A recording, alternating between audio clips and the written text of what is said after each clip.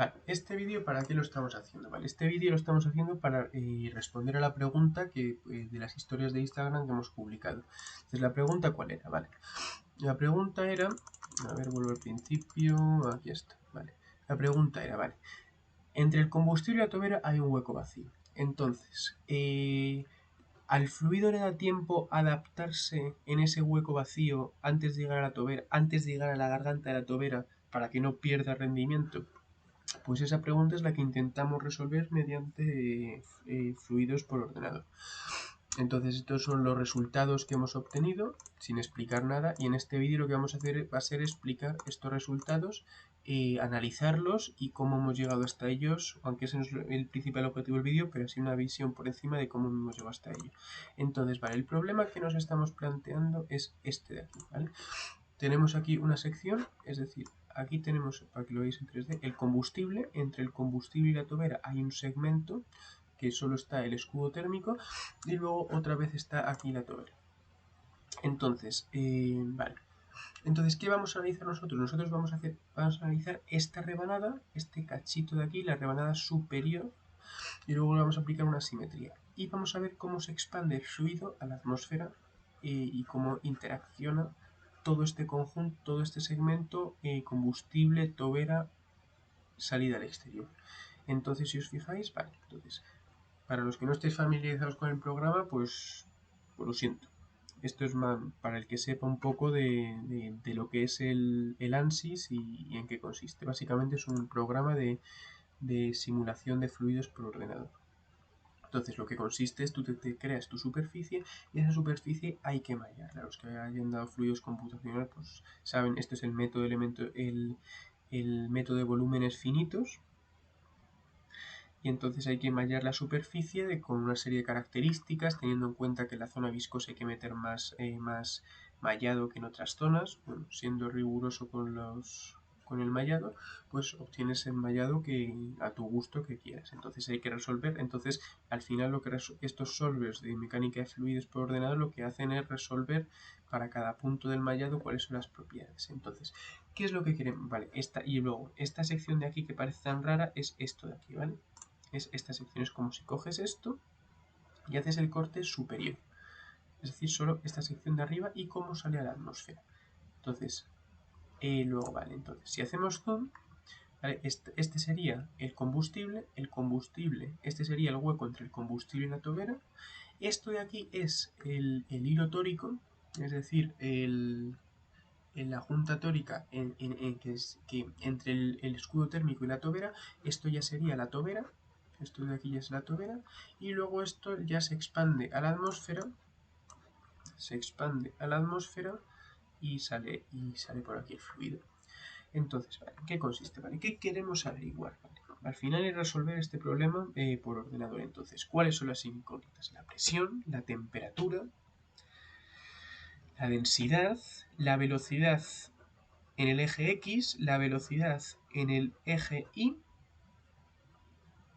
A ver, presión, temperatura, densidad, velocidad en el eje X, velocidad en el eje Y. Y luego hay un extra que, como es altos números de reinos, aparece una cosa que se llama viscosidad turbulenta, que añade dos incógnitas más que hay que resolver. Entonces tenemos 7 incógnitas y para ello necesitamos 7 ecuaciones. ¿Cuáles son las 7 ecuaciones? Porque las 7 ecuaciones que hay en el interior de este programa que se está calculando son estas de aquí. Tenemos una ecuación de continuidad, una ecuación de cantidad de movimiento en el eje X, una ecuación de cantidad de movimiento en el eje Y, una ecuación de la energía. Ya vemos 4 ecuaciones.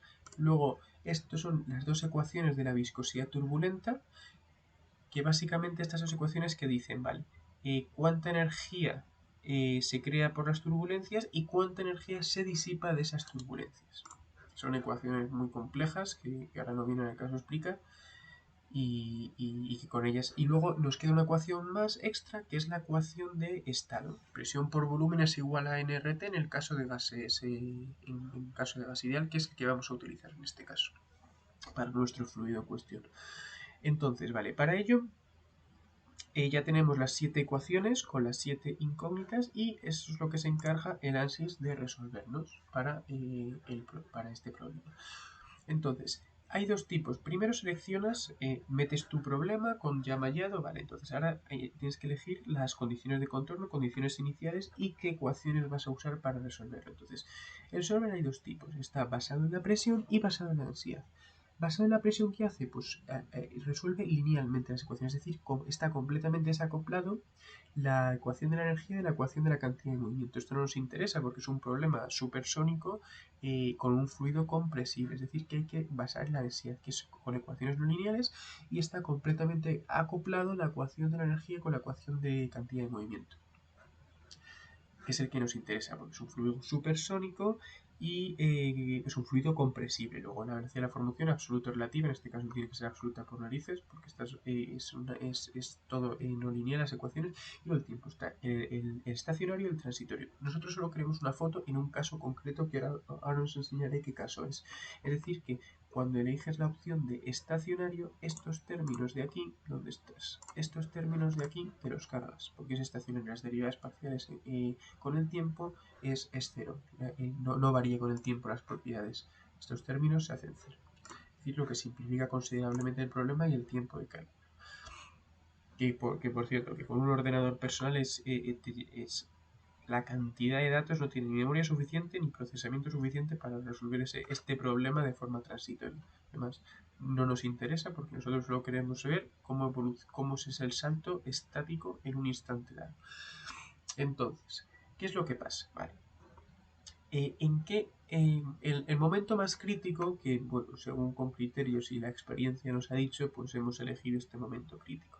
Es decir, cuando esto empieza a combustionarse, el combustible, claro, según se va combustionando, se va consumiendo y el volumen va creciendo en el motor. Entonces, como el volumen va creciendo, esta pared se va desplazando esta pared cada vez se va desplazando más hacia la derecha.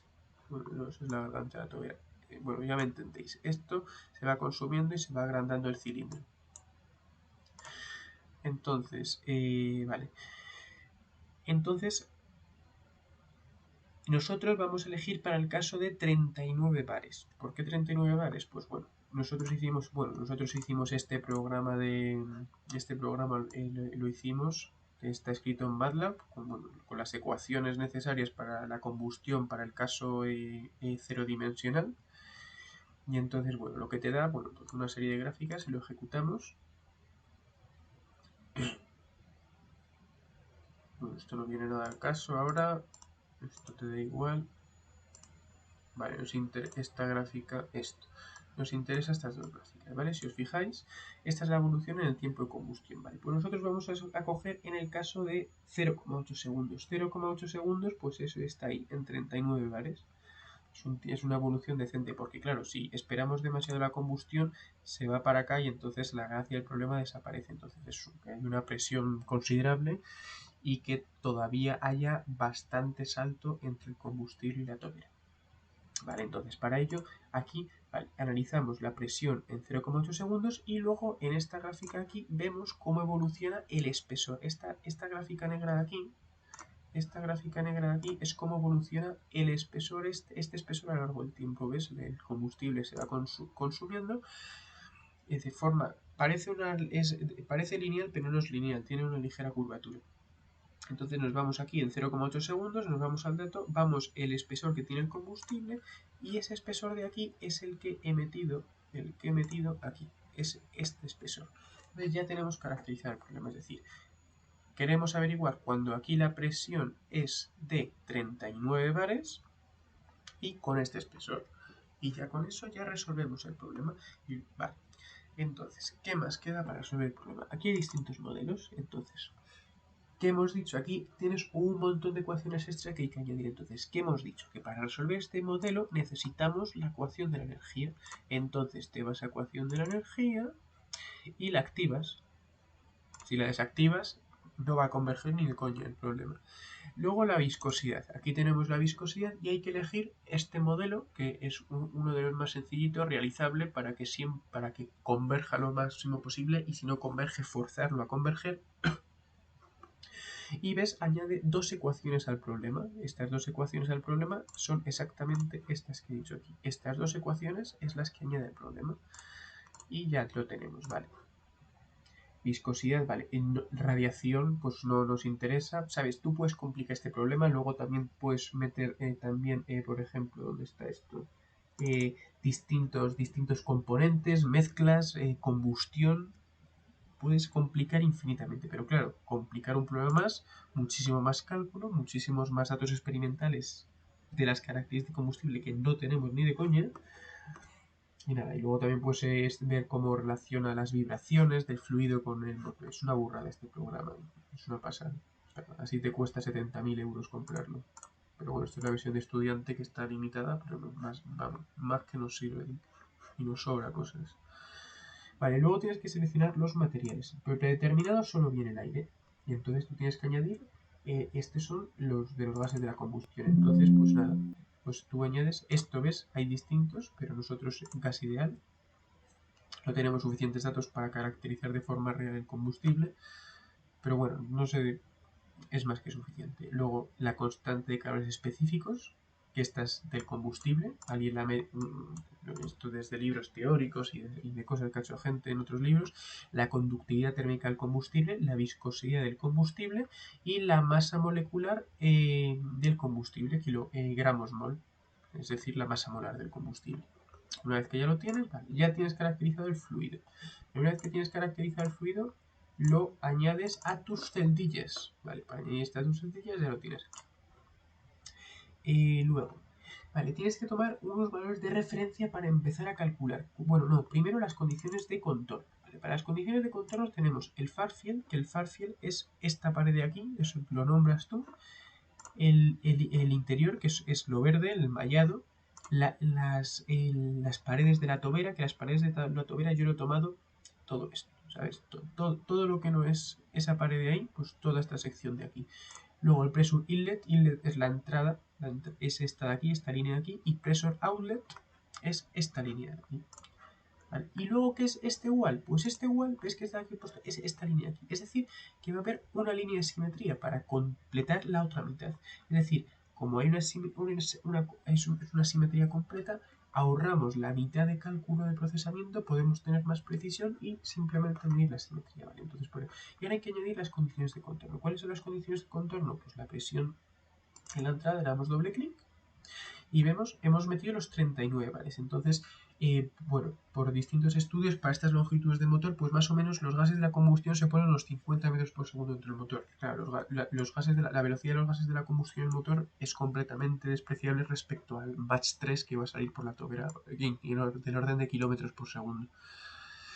Entonces, para conseguir esos 50 metros por segundo, pues esta es la presión de remanso en el motor y esta es la presión estática del motor. Estos son distintos valores de la intensidad de turbulencias para que son datos de contorno para este modelo de viscosidad turbulenta y ya está. Y luego tenemos que meter también la temperatura, que son 1480 Kelvin, que más o menos es la temperatura de combustión, bueno, más o menos, sí, con el rendimiento de corrector, que es la temperatura que hay en el interior del motor. Vale, una vez que ya, lo mismo, para el pressure outlet, pues tenemos que meter una atmósfera y luego operation conditions de las atmósferas. Es decir, que se van a tomar todos los valores de referencia, el 0, bueno, el 0 va a estar en absoluto y aquí va a haber una atmósfera, aquí va a haber 39 bares y a ver cómo evoluciona todo y las distintas condiciones de contorno de la pared. Vale, una vez que ya tenemos eso, hay que irse a los valores de referencia, es decir, con qué valores va a empezar a calcular el programa. Entonces, para ello nos vamos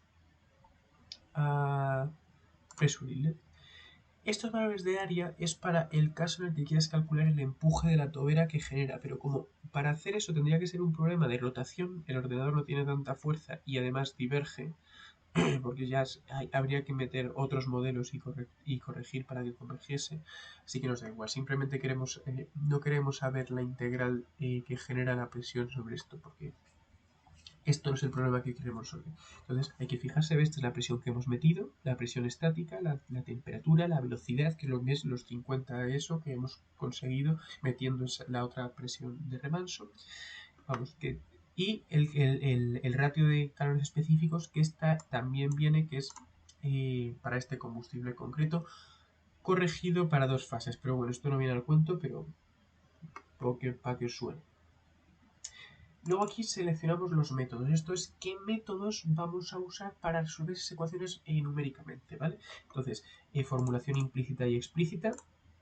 Explícita es resolverlo directamente, pero eso solo es para problemas que están desacoplados. Este problema está más que acoplado, así que solo implícito por cojones y no va a diverger. Y luego está segundo orden o primer orden. Tercer orden es pasarse y te arriesgas a que no converja. Y primer orden tiene muy baja precisión. Segundo orden, ¿qué significa? Pues que tu error al resolver numéricamente esas ecuaciones de Navier-Stokes que has seleccionado, el error va a ser cuadrático. Es decir, que tendrás un error de orden 2 y eso lo tienes que controlar.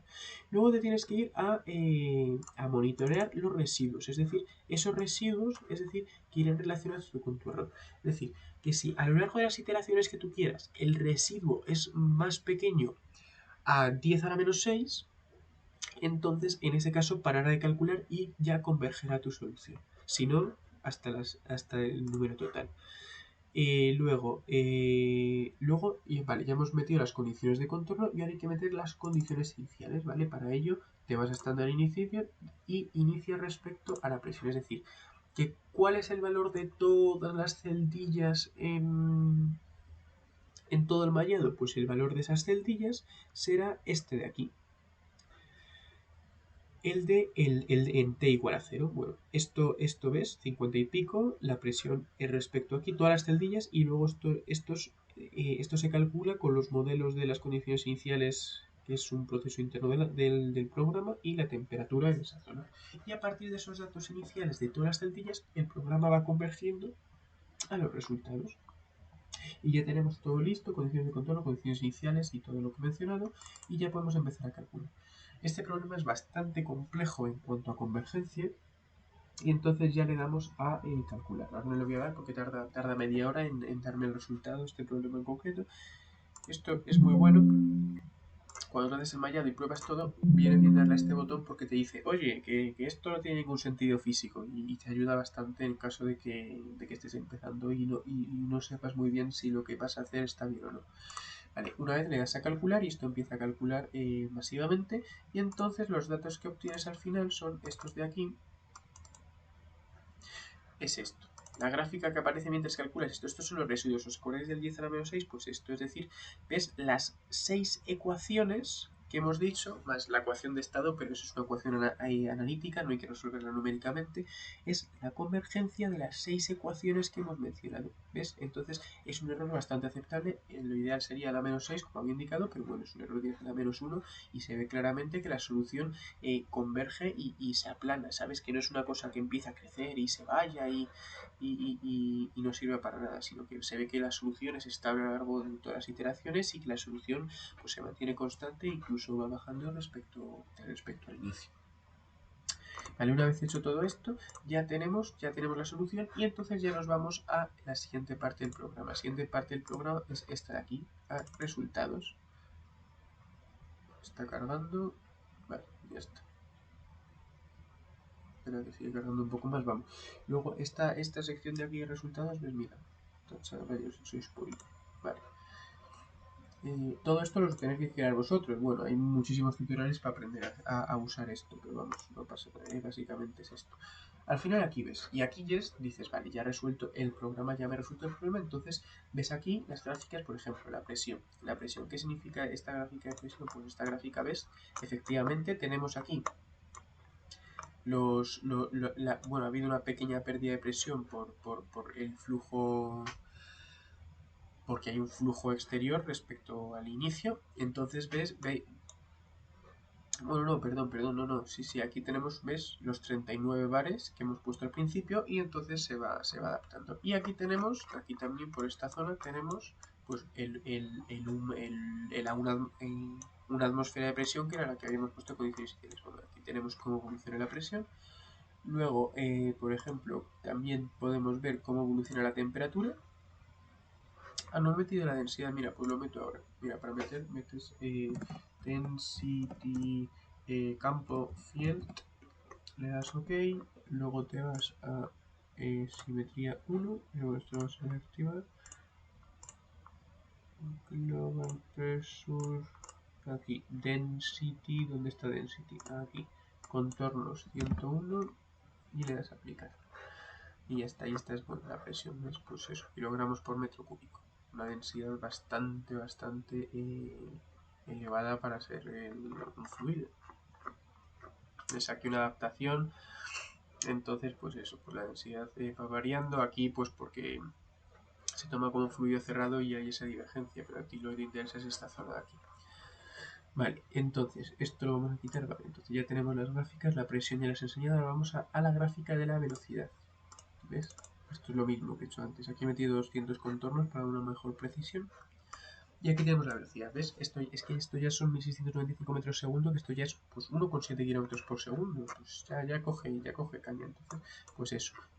Este es el módulo de velocidad, es decir, raíz, el módulo del vector de las velocidades. ¿Ves? Aquí tenemos una velocidad bastante más elevada que aquí. El fluido, ¿ves? Hasta aquí ya se ha adaptado el fluido. Es decir, que ya hemos resuelto esa pregunta. Y luego también, si os fijáis, en esta zona de aquí, ¿ves? Hay una capa límite de que aquí la velocidad del fluido es 0. Vale. Entonces aquí, bueno, pues está ligeramente sobreexpandida cuando está a 30 bares en este proceso. Entonces aparecen, pues eso, distinta presión atmosférica a la salida de la tobera, flujo supersónico, aparecen diamantes de Mach. Entonces aquí tenemos primer diamante, segundo diamante. Entonces, como este fluido no es aire, es un fluido muy viscoso, muy denso, porque es la combustión de un motor de combustible sólido, pues entonces lo que tenemos es que esos diamantes de Mach se disipan muy rápidamente, ¿sabes? Se disipa muy rápidamente, ¿vale? Luego tenemos, ¿vale? ¿Qué más? Pues por ejemplo el campo de temperaturas, como la temperatura, que aquí lo hemos medido, ¿ves? Los 1400 y pico, ¿ves? Todo esto está muy bien comprobarlo, porque si todo va siendo coherente, eso es que si de repente hay una incoherencia de temperatura, pues no tendría ningún sentido. ¿Ves? Aquí están los 200 y pico Kelvin que hemos metido, es decir, creo que no sé cuánto he metido, creo que eran 15 grados, ¿no? Sí, a ver, 215 más 273, 288...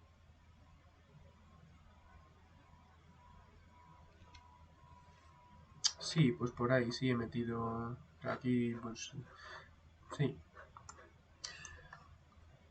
sobre 15 grados, vale. Entonces, esta es la adaptación. Esta aquí pasamos de muy elevada temperatura a una temperatura pues más baja. Vale, luego, ¿qué más? Esto es lo más importante. ¿Dónde está? La entalpía estática, que parece un concepto muy raro, pero es muy útil. ¿Vale? Un motor, el motor, ¿para qué sirve? ¿Para qué coño sirve una tobera en realidad, en el fondo? Vale, pues una tobera lo que hace básicamente es convertir entalpía en energía cinética para aprovecharla y generar empuje, ¿vale? ¿Qué es la entalpía? Al final, cuando tú haces el combustible, en el combustible, por ser una reacción química en potencia, hay una energía interna, intrínseca de ese combustible. Entonces, ¿qué es lo que pasa? Cuando tú le das con el sistema de ignición una chispa, y aplicas la energía de activación necesaria, ese combustible esa energía interna empieza a convertirse en entalpía. La entalpía, acordaros que era la energía interna más la presión por el volumen, es decir, esa energía interna, al estar contenido en un recipiente cerrado, aumenta la presión y el volumen está cerrado, es decir, que generamos entalpía, es decir, que ya tenemos una entalpía fija, una entalpía de remanso en el motor. La entalpía de remanso, para tener una idea, se mantiene constante a lo largo de todo el camino. Pero aquí, como no es el caso real, pues variará un poco, pero tampoco creo que varíe mucho. Entonces, ¿qué es lo que haces? A costa de consumir entalpía, la tobera, ¿qué hace? La tobera es una pieza que convierte entalpía en energía cinética, entalpía en velocidad. Es decir, que la energía sacada de la entalpía lo convertimos en velocidad, en energía cinética a la salida del motor. Y eso es la magia de la tobera, convertir entalpía en energía cinética a la salida. Y aquí se ve la variación se ve claramente, es decir, que aquí la tobera ha convertido entalpía, la entalpía está disminuyendo, es decir, que está absorbiendo, está consumiendo esa entalpía para generar energía cinética y aumentar la velocidad del fluido, y ya está. Y entonces el fluido sale con una entalpía mucho más reducida con la que había entrado, casi un orden de magnitud. Vale, ¿qué más hay? Vale. Este TKE es turbulence kinetic energy, es decir, la turbulencia de la energía cinética contenida en la turbulencia. ¿Ves? Como pasamos de un fluido de la tobera a una velocidad inmensa de 1,6 km por segundo a un fluido que prácticamente está parado, aparece una turbulencia masiva por eso. Es decir, si esto resolviésemos en el caso no estacionario, que aparecería unas vorticidades y unas turbulencias muy grandes. Entonces, claro, es como es tan viscoso el fluido, según va avanzando el diamante de Mach, pues la turbulencia va aumentando, porque la mezcla con el aire va siendo cada vez mayor. Entonces, ¿por qué aquí hay menos turbulencia que aquí? Pues porque aquí la energía de disipación de la turbulencia es mucho mayor que lo de aquí. Por narices, si hay menos turbulencia es porque se ha tenido que ir la energía angulada, y efectivamente. Si nos vamos aquí, la energía de disipación, vemos que la energía de disipación, la disipación de esa energía turbulenta es mucho mayor aquí que aquí. Por eso, ¿ves? Ahí va. La temperatura, no, Por eso aquí la turbulencia es mucho mayor que ahí. Vale, entonces, vale, ya tenemos eso, vale. Y luego tenemos lo del campo de velocidades, que, no, esto ya lo he enseñado. Y luego tenemos el de diamante de Mach, que es este de aquí, que este no sé por qué no me deja hacerlo ahí, pero bueno, lo he hecho desde el otro, que ves, tenemos pues eso, el Mach 3,1, Mach casi 3 en esta zona. Como es un poco sobre expandir en este momento, la tobera, el fluido se sigue acelerando hasta que llega a su punto crítico. Cuando llega al máximo Mach, pues aquí la presión es mínima, entonces aquí la presión es mínima, entonces para igualar con la atmósfera empieza a reducir y igualar presión con la atmósfera. Al aumentar la presión, la velocidad se reduce. Luego otra vez, para volver a igualar se expande. Entonces es una expansión, reducción, y estos son los famosos diamantes de Mach. Vale, luego, ¿qué más? Vale, ya hemos visto todos los campos. Ya hemos visto todos los contornos, vale. Ahora vamos a meternos con... vale, muy bien, la magnitud de la velocidad está perfecto, pero ¿qué dirección lleva esa velocidad? Bueno, pues para saber la dirección de esta velocidad es velocity vectors. Entonces, para ello, pues representamos los vectores velocidad. Efectivamente, aquí aparece un remolino. ¿Ves? El fluido va por aquí y un remolino. Pero este remolino tener remolino no significa tener una gran energía de turbulencia. Eso es un gran error confundirlo. Puedes tener baja energía de turbulencia con un remolino estable. Es un remolino estable que se genera antes de entrar a la tobera. ¿Ves? Claramente aquí se observa que cuando llegas a la tobera este flujo ya se ha adaptado. Ya entra adaptado, es decir, que ya es una expansión normal. Luego aquí es muy curioso ver esto, porque efectivamente, fíjate, aquí las líneas de fluido del campo externo es como una aspiradora, como que la succiona, porque claro, aquí generamos muy alta velocidad. ¿Qué pasa cuando tienes alta velocidad? Pues que la presión disminuye.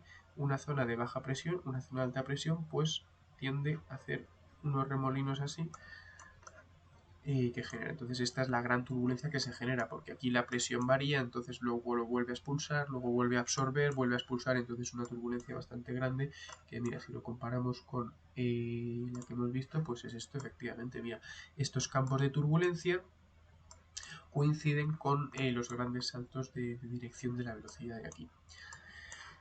Vale, ¿qué más tenemos por aquí? Vale, vale. Bueno, vamos a ver mejor las fotos que aquí les había preparado para verlas mejor, y son estas dos. Fíjate, aquí estamos en la entrada, aquí se ve mejor. Es el remolino que se genera, pero vamos, que enseguida se adapta el remolino. Aquí un remolino y luego aquí ya tenemos una adaptación. Vale, después de esa adaptación todo sigue muy bien. Después de esa adaptación todo sigue muy bien y llegamos a la zona de la salida. La zona de la salida está aquí. ¿Veis? Tenemos ya pues eso, pues un salto y aquí una absorción, una pequeña turbulencia en esa zona. Pero fíjate, en la salida prácticamente las líneas salen normal a esta superficie.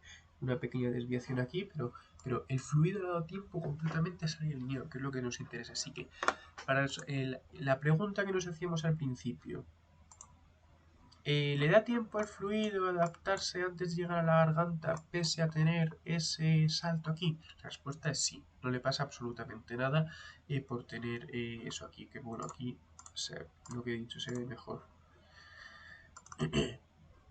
¿Veis? Además aquí en esta zona tenemos aquí la junta tórica que le da exactamente igual. Ya puedes poner allí una cosa que llegue hasta aquí, que tampoco hace mucho.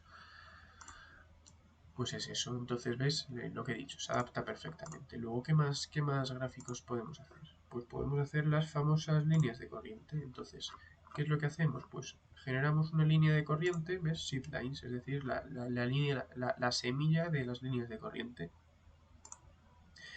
Entonces, ¿ves? Aquí está. ¿Ves? Aquí se ve claramente. ¿Qué significa esto? ¿Ves? A partir de aquí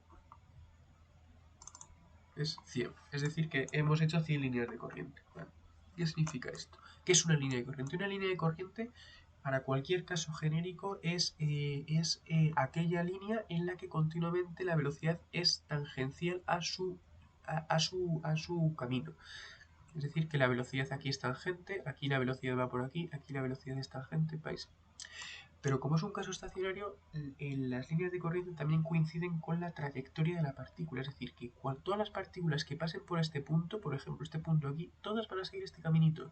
Por aquí, por aquí, por aquí, por aquí. Bueno, ya lo he perdido, pero cualquier línea que pase por ese punto, por esa línea de corriente, va a acabar ahí. Esas son las líneas de corriente en el caso estacionario. Si no, es la primera definición, que también se cumple aquí, que es que la velocidad es tangencial a la línea de corriente. Entonces hay que tener mucho cuidado con esto porque las líneas de corriente se están generando de aquí para acá. Es decir, tenemos una línea de corriente, la partícula hace así, da una vueltecita a la partícula, y luego ya vuelve a adaptarse. Es decir, que toda la línea de corriente que esté aquí va a dar una vuelta y va a seguir. Aquí se ve claramente cómo la línea de corriente se adapta. Todo este mogollón de líneas de corriente converge a esta línea de corriente. Es decir, efectivamente, para cuando llega a la garganta ya está adaptada la línea de corriente. Entonces aquí vemos, pues eso, pues que... Y luego también esta es la razón por la que hicimos esto aquí. Si no haces este corte aquí, acabaría en pico, entonces la línea de corriente sería muy abrupta.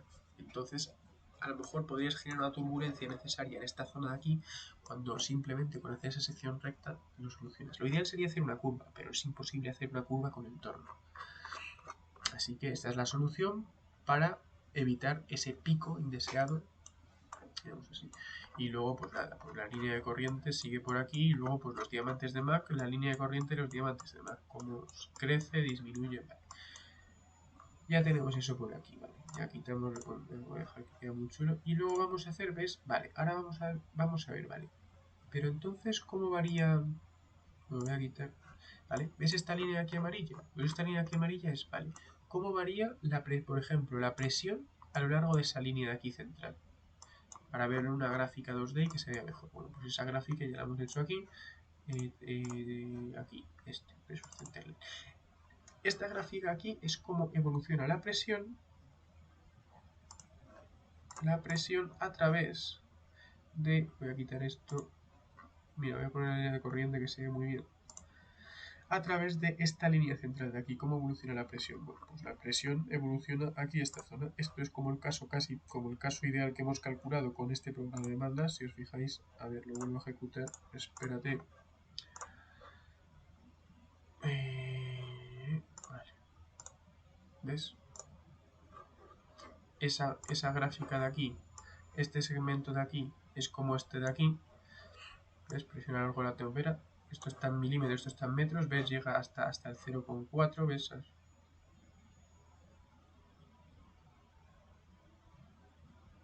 Ah, claro, porque eso ya saliendo. Pues eso, está el 0,4. ¿Ves? Aquí ya, claro, aquí ya se acaba la tobera. Es decir, que en el 0,4 casi... ah, no, perdón, espera, que me estoy liando mucho. Eso, es 1 con... Vale, 0,14, 0,14. En 0,14 se acaba la tobera. Vale, vale, ya me estaba extrañando, perdón. ¿Ves? Esta curva es exactamente igual que esta. Tiene, ¿ves? La misma geometría por aquí. Pero este es el caso tobera idea y esto es ya tobera real con viscosidad turbulenta. Pero bueno, que se parece muchísimo. Bueno, este es para el caso cuando la presión es máxima, esto es para un caso de 39 bares, pero simplemente es para que veáis que la curva es la misma, la forma, no los valores, porque son casos distintos. ¿Ves? Tenemos esta misma curva suave y luego ya cuando se acaba en 0,4 empieza ya la fiesta. ¿Ves? Aquí ya estas líneas de aquí pues ya son cómo se adapta el fluido con la atmósfera. Luego, la siguiente gráfica que tenemos aquí, recuerdo que esta línea de aquí es la que habíamos visto aquí. ¿Dónde está? Aquí. es esta línea aquí en el centro, cómo funciona la presión en esa zona, y luego tenemos también cómo funciona la velocidad en esa zona. Fíjate que la velocidad en esa zona, otra vez vuelvo a poner el MATLAB lo que habíamos calculado para tobera ideal en el caso de esto es para el caso de 69 bares y estos son 39 bares. Pero bueno, que para que veáis la geometría que es igual, ¿ves? La velocidad, ¿ves? Tiene exactamente la misma forma en este tramo. A ver, tener en cuenta que esto está más no es el mismo, las mismas líneas, pero la forma es la misma. Y luego cuando llega al 0,14, aquí llega al punto máximo, se sigue aumentando la velocidad del fluido hasta que llega a este pico de aquí, que este pico de aquí corresponde, ya vuelvo aquí, este pico de aquí corresponde a, ¿dónde está el de la velocidad? Que se ve muy bien. Esto lo voy a quitar, esta línea también lo voy a quitar, esta. Vale, ese pico de aquí corresponde a ese punto, luego vuelve a decaer pues con un poquito de turbulencia, ese bajón de ahí corresponde a este punto de aquí, luego vuelve a aumentar la velocidad y ese punto de ahí corresponde a, bueno, no es ese punto, o sea, recuerda que es la velocidad en esta línea, sería este punto y ahora este punto aquí, ese punto de aquí corresponde a ese, y luego vuelve a caer otra vez, estos son los famosos, el sub y baja de los diamantes de Mach, y aquí vuelve a caer, y luego ya aquí, como es tan viscoso el fluido que se genera, pues prácticamente no volvería a retomar el diamante de Mach, sino que ya hay una pérdida de velocidad, ¿ves? Empieza, pues cada vez las fluctuaciones son más pequeñitas. Vale, una vez que ya tenemos todo eso, yo creo que ya está todo explicado, no me queda nada más por explicar. A ver, voy a ver las historias estas. Sí. Ah, eso no. A ver.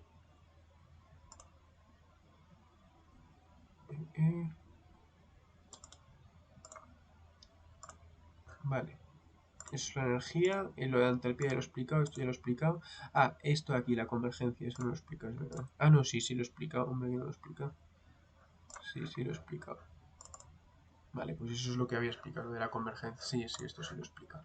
Pues ya está, pues ya, yo creo que ya he dicho todo. Sí, aquí ya termina, vale.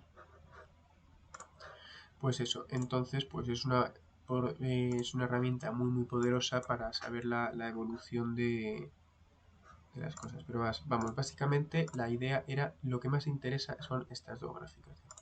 Esta de aquí, estas dos cosas.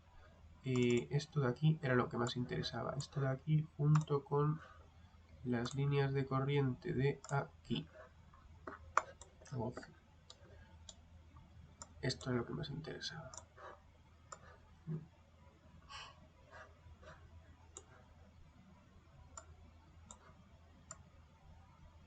¿Ves? Pues lo que había explicado. El remolino que se genera aquí no afecta a la evolución de la tobera, ya que la adaptación ocurre antes de llegar a la garganta. Y además es una cantidad muy reducida. Este segmento aquí hay una pequeña pérdida de rendimiento de la tobera porque esta zona de la tobera no se usa para nada, pero bueno, que no es muy pequeño comparado con el caso ideal. Y ya está, y esto es todo. Pues espero que lo habéis entendido todo. Ha sido un vídeo bastante densito, pero bueno, la verdad que me parecía bastante interesante contarlo porque yo esto no lo he visto así explicado en ningún lado y a mí me hubiese gustado que si alguien está empezando que me lo hubiesen contado desde el principio. Así que nada, un saludo y hasta luego.